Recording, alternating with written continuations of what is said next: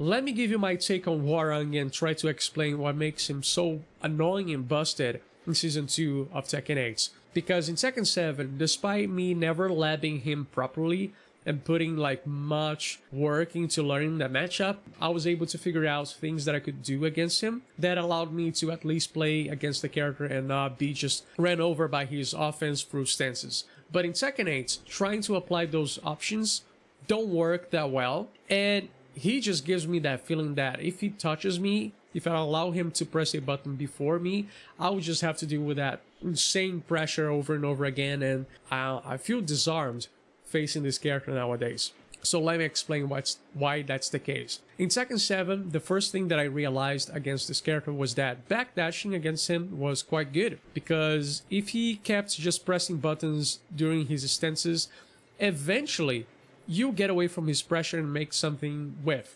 So if you've done something like this, eventually if you try to press that button in this situation, you whiff, and despite not always being able to whiff punish him for that, you would at least get a frame advantage. So you react quickly to that whiff, press a button, and you wouldn't be able to interrupt you with power crush and stuff like that. So that was a good way to eventually get away from his pressure and take a turn. And another thing that I realized is that when my opponents were frame trapping me over and over again, it was likely that they were doing high attacks or overextending with lows.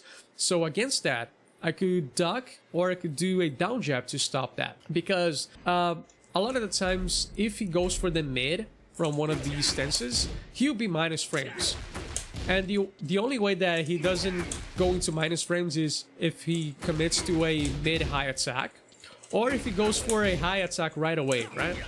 So oftentimes, that's what I noticed at least. Correct me if I'm wrong if you know more about Hwoarang, but a lot of the options that he has in stances, the plus frames are going to be high attacks.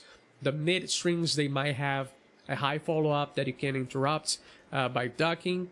And he had to commit to like stance transition to low again to keep that offense going. And another thing that I realized against him is that if you are not pressuring you through stances, for him to get in on you, he had to commit into a dash into a button, because let's say if he tries to go in with Peacekeeper, this button doesn't even track properly. Like if you keep like running, sorry, not running. If you keep sidewalking like that, you can make that button whiff, and you don't even have to worry about timing. If you just hold the button for sidestep, eventually you make it like whiff like that.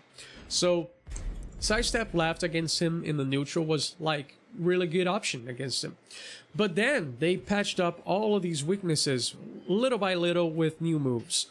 So when it comes to backdashing, this button might not be the greatest offender when it comes to that, but they gave him this option here, which is not this one. So he's plus here, and let's say you want to backdash so you make the next thing whiff. He can do this button out from here. This is a homing mid attack that is +1 on block. +1 is not like a big deal, but the fact that he, from far away, can quickly go into that. He covers like two weaknesses. The one where I talked about backdashing away from his offense, and also for approach, because he can quickly change his like stance to this one and then go in with his homing attack that is safe on block, hit engager, and if he hits you, it's a hit engager, so he gets +9 and he can go on his offense. And when it comes to ducking, now they added this button here, which is messed up because this is a mid and it's super fast. In this situation here, you cannot even like parry this button, and it's a mid that is plus on block. So when I talked about him having to commit to a high or a string that ended in a high to not be minus frames, having this option now makes it so that that's not always the case. He can still like pressuring you with mids. So if you try to duck to call him out for using certain options that would leave him plus, he has that, and that like explodes you for doing so. And when it comes to the side step left, which I wrote wrong here, I just realized. But when it comes to that option, now he has down 3+4, which is a homing low that has a lot of range. So even if you play from mid-range here thinking that you can sidestep some of his options, he has two of them. He has this, and he has this low here, which I believe that he can still do from here, maybe? No, maybe I'm wrong about that, but the fact that he can quickly do this and then this kind of creates a messed up mix-up that maybe you could say, oh, yeah, but one of them is like much harder to do, like much slower to come out than the other, so you can fuzzy in the mid-range. But I'm not talking about how veteran players deal with this character. I'm talking about me in Tekken 7 being a noob and not knowing the matchup. I was able to figure out defensive options against him, and now all of those defensive options are gone, and you have to actually be a PhD in this matchup to defend him against him that well. So people that are like not as knowledgeable as me, and I'm not even that knowledgeable in this matchup, will have a much harder time facing Hwoarang. So it's like a really messed up character because they patched all of his weaknesses. So as long as the player is using these buttons, even without the purpose of trying to counter that counterplay that he had, they're gonna make anyone's life miserable trying to deal with him. So that's the issue with the character right now.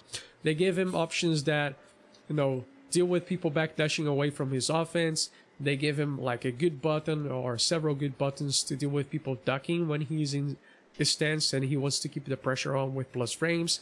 And they also recently patched up this one here by giving him this button, which is a homing low that, together with this one that already covers the first issue, is like really messed up to deal with in the mid-range. So recently I've been playing against this character, and I just find it really hard to find any type of new defensive option against this character, any kind of counterplay. And many times the way I'm winning is the Hwoarang player is kind of crazy and they start to do back free as a keep out for some reason, and then I blow them up for that. But outside of that, if they are playing like using their brains, it feels like almost impossible to stop him from just doing whatever he wants to do.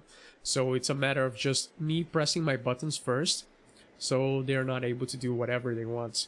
So yeah, that's my take on the Hwoarang issue in Season 2, and hopefully that explains it.